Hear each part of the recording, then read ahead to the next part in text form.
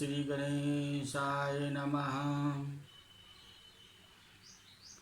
देवी प्रपन्नाति हरि प्रसीद प्रसीद मातर्जगतोऽखिलस्य प्रसीद विश्वेश्वरी पाहि त्वमीश्वरी देवी चराचरस्य।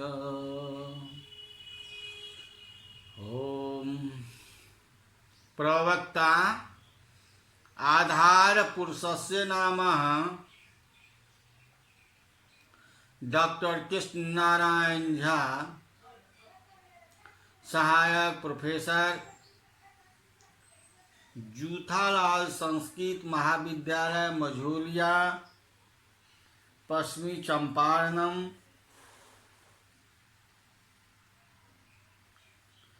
कक्षा उपशास्त्री द्वितीय खंड।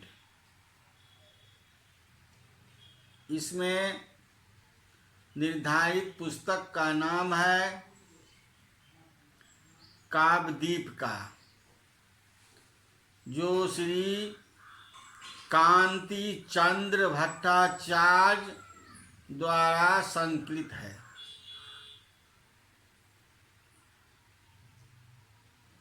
काव्यदीप का 8 शिखाओं में विभक्त है। परिशिष्ट के रूप में नवम शिखा एवं अष्टम शिखा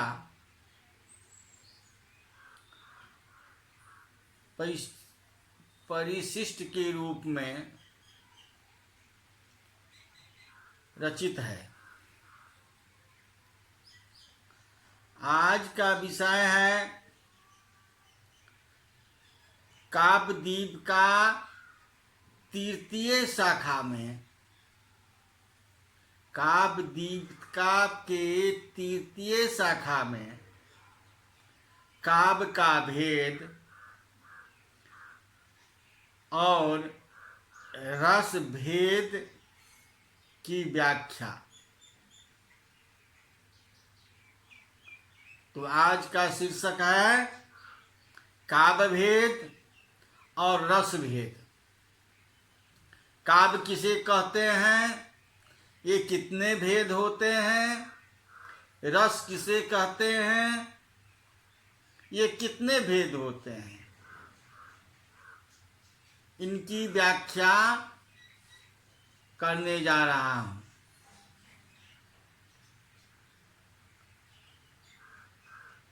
सर्वप्रथम तो ये जानिए काव्य किसे कहते हैं। तो वाक्यम रसात्मकम काव्यम, साधारण बोलचाल के भाषा में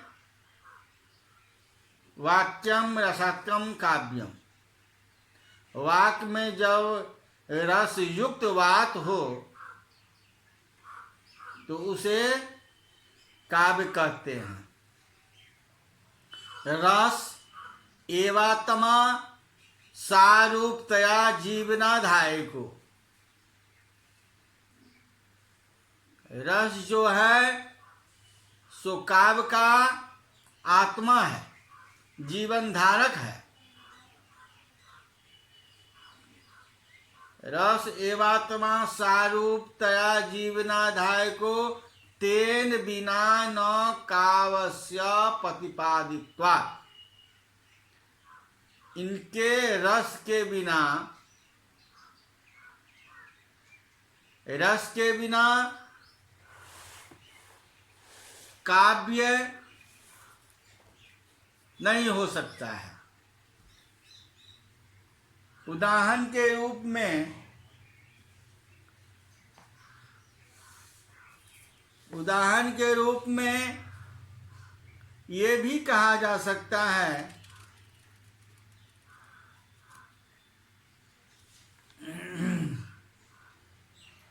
शून्यम वासगृहं विलोक्य शयनादुत्थाय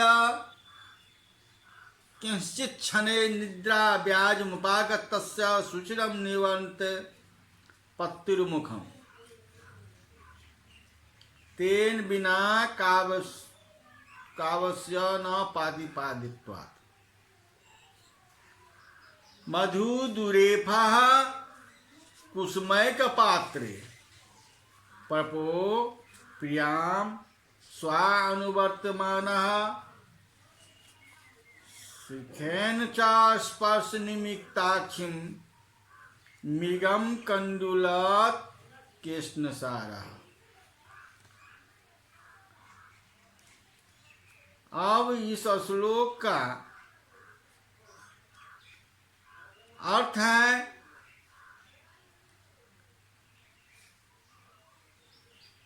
जो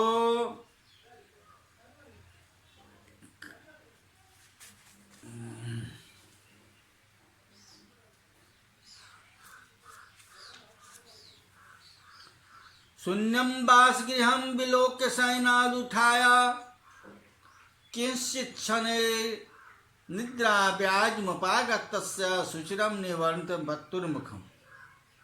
यहाँ नवविवाहिता नवयौवन ने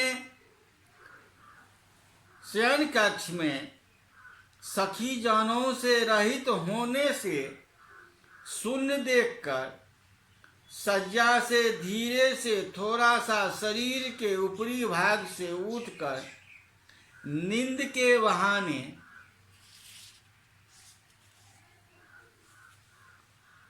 लेटे हुए पति के मुख को देखकर निहार कर जो उसको नींद में देखकर अस्वस्थ होकर चुंबन लिया।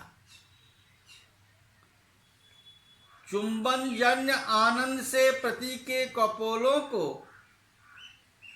रोमांचित देखकर लज्जा नम्र प्रियेन हंसता लज्जा से मुख को झुकाई हुई वह हंसते हुए प्रिय के द्वारा बहुत देर तक आलिंगन की। अब है क्या इसमें रस का विभाव होता है। विभाव अनुभाव संचारी भाव। यस्यालियात सकल सिनिनी जलधि पृष्ठे जगन्मंडलम द्रष्टायाम धरणिम नखे दिति सुताधीशा पदेरोदसी। इस काव्य के रति सिंहार नामक रस है। प्रियजन के आलंगी आदि से पुष्ट रति का होना रति सिंगार है। यहाँ नायक नायिका दोनों में स्थित रति सपुष्ट होकर रति बन जाता है, जिसे साधारणकरण द्वारा सामाजिक अनुभव करते हैं। अब है यस्याल्यत सकल सिनिनी जलधि पृष्ठे जलमंडलम, जिसके बलकल के एक भाग में समुद्र लीन हुआ, अर्थात भगवान विष्णु के 10 अवतारों का यहाँ पर वर्णन है मत्स्य के रूप में, जिसकी पीठ पर भूमंडल लीन हुआ कूर्म के, और जिसकी दाढ़ी में पृथ्वी लीन हुई वाराह के रूप में, और जिसके नखों में हिरण्यकश्यप लीन हुई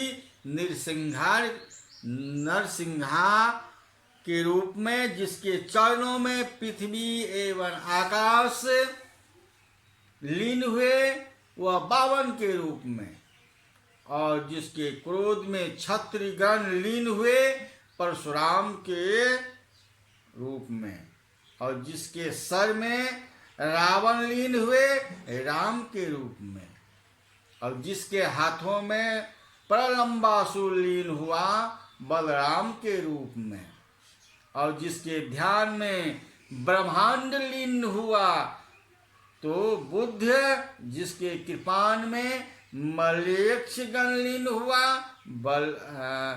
कल्कि के रूप में, ऐसे अर्वाचीन महिमा वाले किसी को मेरा नमस्कार है, उस भगवान को जिन्होंने 10 अवतारों में अपना रूप दिखाए हैं। इसमें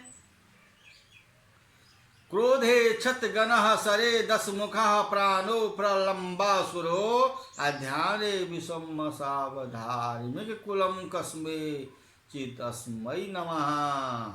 रसाभावो यथा, कहते हैं इसमें भगवत रति भाव है, भगवती अनुराग भाव है। अदेवादि विषय होने पर रति भाव होता है।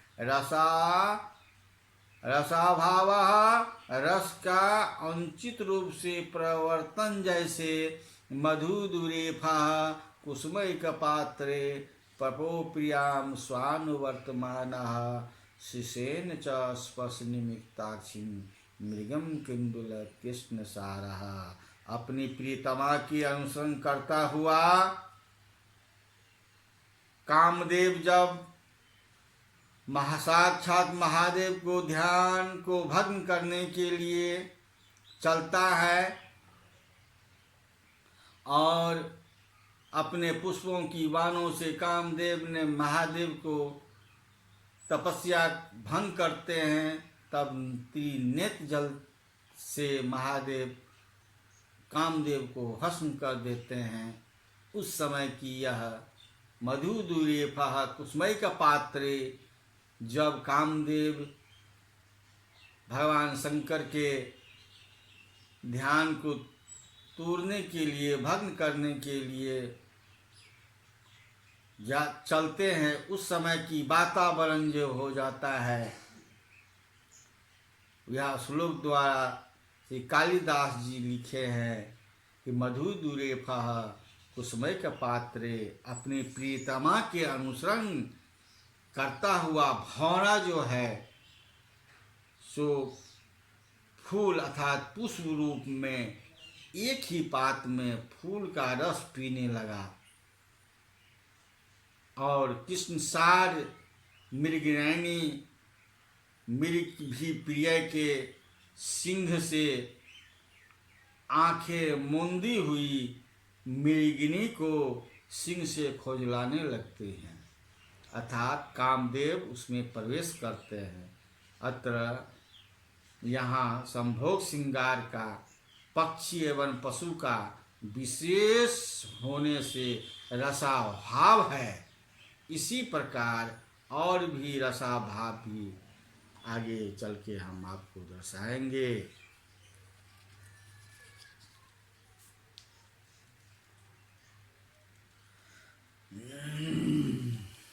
तो फिर काव्य में दोष किस स्वरूप के होते हैं, उपेक्षा कहा जाता है। उस रस का आकर्षण करने वाले जो हैं वे दोष कहे जाते हैं।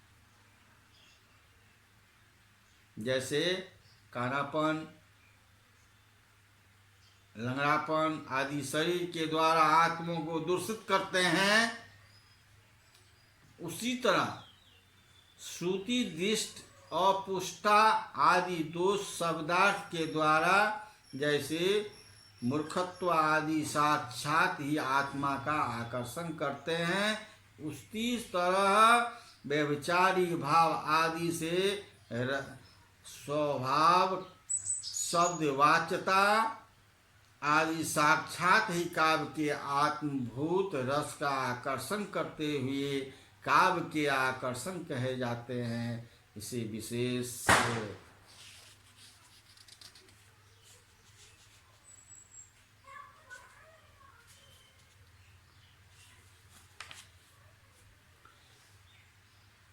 अब है काव्य के बारे में आप अभी जाने हैं। अब हम आपको रस के बारे में प्रकाश डाल रहे हैं। को अयम रसः, को अयम रसः, रस क्या है। विभावेन अनुभावेन व्यक्तः संचारिणा तथा रस्तामेति रत्यादि अस्थायी भावः सचेतसा। रस की परिभाषा विभाव अनुभाव संचारी भाव।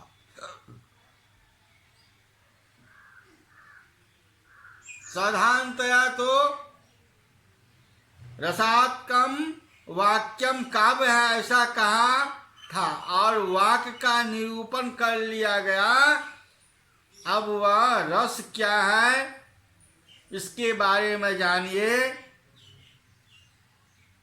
ये विभावेन अनुभावेन व्यक्तः संचारिणा तथा रसता मेति रत्यादि अस्थायी भावः सचेतसा। विभाव अनुभाव संचारी भाव से व्यंजना वृत्ति से अभिव्यक्त हृदयों के मन में वासना रूप में स्थित रति आदि अस्थायी भाव रस रूप में प्राप्त होता है। एक बार फिर सुना जाए। विभाव अनुभाव संचारी भाव व्यंजना वृत्ति से अभिव्यक्त हृदयों के मन में वासना रूप में स्थिति रति आदि जो है अस्थायी भाव रस रूप में प्राप्त होता है। विभाव वही विभाव आदि सात्विक भाव से अनुभाव के अंतर्गत होने से पृथक रूप में नहीं बतलाए गए। व्यक्ति का आश्रय दध्यादि न्याय से जैसे दूध अम्ल के योग से दधी में परिणित हो जाता है, स्वयं को दधी के रूप में व्यक्त करता है, दूसरे के रूप में परिणित होकर व्यक्त किया गया ही रस है। न कि जैसे दीप से पूर्व सिद्धि घट व्यक्त होता है, अर्थात विभाव आदि अपने द्वारा अपने को व्यक्त करते हैं, न कि पूर्व सिद्धि को। वैसा करने पर ये विभाव आदि पहले खंडशः पतित होकर फिर अखंडता को प्राप्त करता है।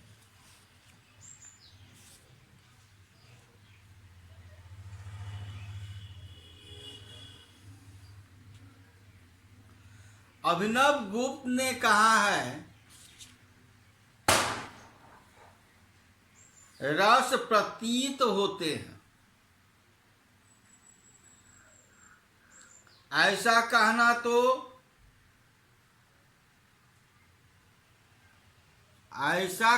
तो उचित नहीं होगा।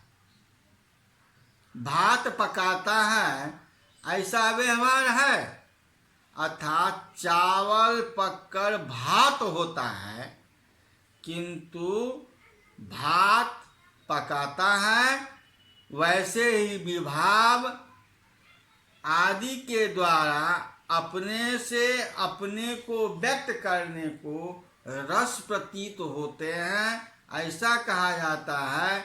यहाँ रति आदि पदों के ग्रहण से अस्थायी भाव ऐसा सिद्ध होने पर भी फिर अस्थायी पद का ग्रहण करना, रति आदि को भी दूसरे रसों में व्यभिचारित प्रतिपादन करने के लिए कभी हास, क्रोध, श्रृंगार, वीर आदि में व्यभिचारी होते हैं, ऐसा कहा जाता है। कि रस की अवस्था में प्रायः भाव ही अस्थाई में प्राप्त होता है, अन्य में नहीं। अर्थात जो रसावस्था है वही भाव अस्थाई होता है, अन्य भाव नहीं।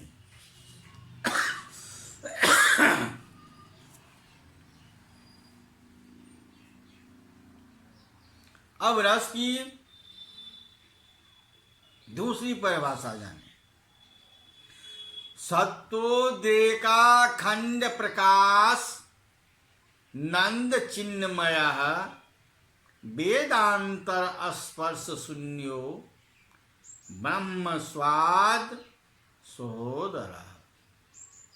लोकोत्तर चमत्कार प्राण कैश्चित प्रमात भी स्वाकारवद भिन्नत्वे नायमास्वादते रसः। अर्थात सत्व के अधिक से अखंड स्वप्रकाशित होने वाला आनंदमय चिन्मय दूसरे विषय के संपर्क से शून्य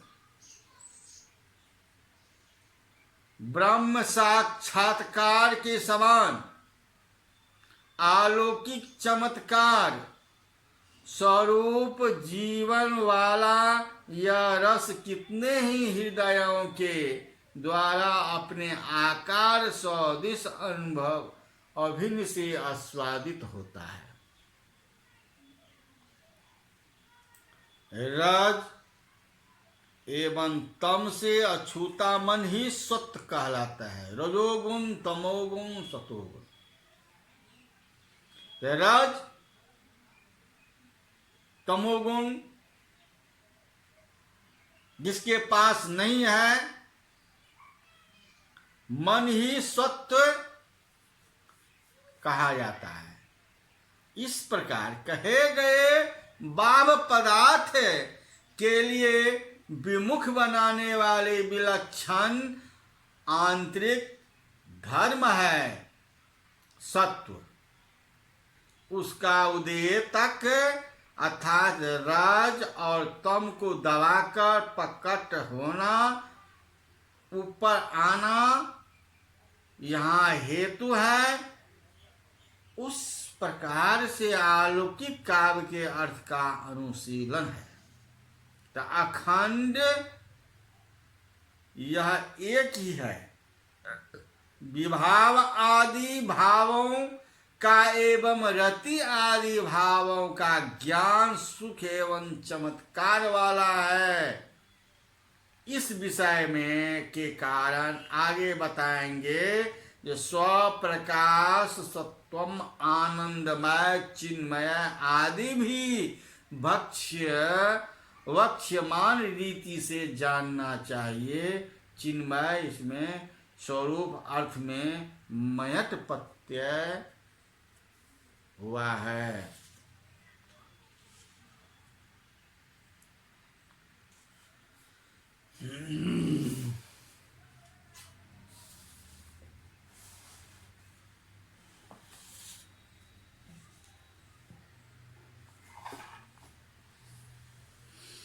रस के कितने इतने देर तो आप रस की परिभाषा जाने हैं। अब रस की कितने भेद हैं। साधारण बोलचाल की भाषा में तो खटरस भी कहा जाता है। खट्टा तीता मीठा कड़वा तीता ये सब व्यंजन के रूप में भी लिए जा सकते हैं, खटरस के रूप में भी कहा जाते हैं। परंतु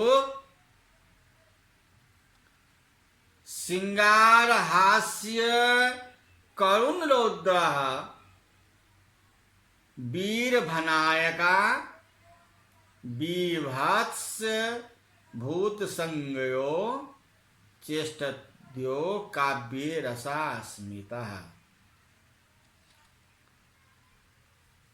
रस का भेद कहते हैं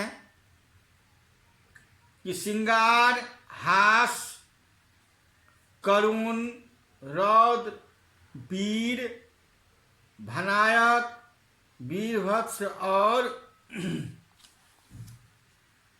अद्भुत के 8 रस होते हैं। क्रम से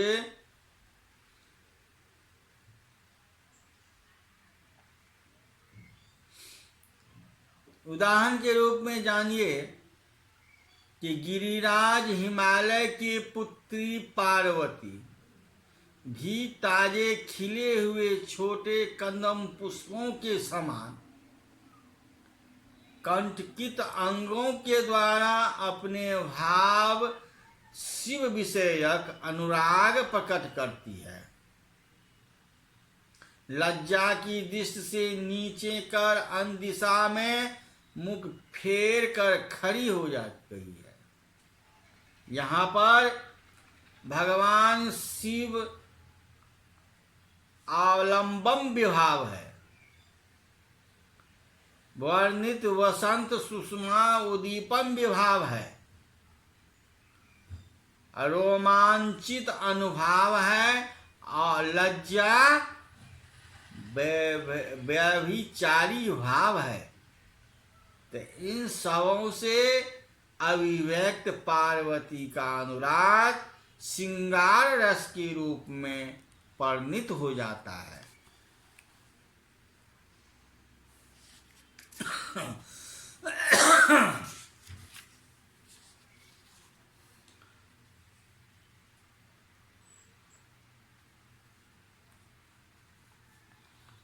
कतुवश किसी ने किसी भीख मांगने वाले से पूछा, अरे भिक्षुक,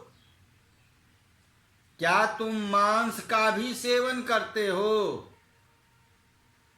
तो भिक्षुक भी बड़ा विनोद प्रिय से कहा, उत्तर दिया, बिना शराब के मांस खाने में क्या रखा है? पूछने वाले का कौतुक बढ़ गया, जिज्ञासा बढ़ गया और उसने पुनः पूछा, तो क्या शराब भी तुम को प्रिय है?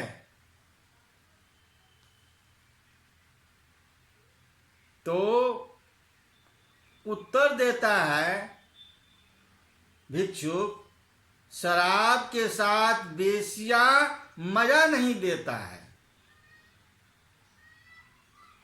किंतु वेश्याओं को तो धन चाहिए। तो तुम्हारे जैसे गरीब व्यक्ति के पास धन कहाँ से है? जुआ अथवा चोरी से। तो क्या तुम चोरी भी करते हो? जुआ भी खेलते हो? भ्रष्ट दुराचारियों के लिए दूसरा रास्ता ही क्या है? यहाँ हंसमुख व्यक्ति द्वारा हंसमुक्त विनोदी भिक्षुक के प्रश्नोत्तर कौतूहलजनक है। अब यहाँ पर देखिए इस उदाहरण का कि भिक्षुक आलंबम विभाव है, मांस भक्षण अनुभाव है, उत्तरोत्तर धन विरुद्ध निकृष्ट वस्तु की स्वीकारोत्मिक पश्चात अभी व्यभिचारी भाव है। तो विभाव, अनुभाव और व्यभिचारी भाव ये तीनों जगह से फूट गया। इसी सभी से पोषित होकर हास नामक अस्थाई भाव हास रस बन जाता है। अब विभाव, अनुभाव, संचारी भाव, रस के कितने भेद होते हैं परिभाषा के रूप में जाने हैं। काव्य के बारे में आप जाने हैं। आज की कक्षा हम यहीं समाप्त करते हैं। पुनः फिर अगले कक्षा हम आगे बढ़ाएंगे। इति संपूर्णम।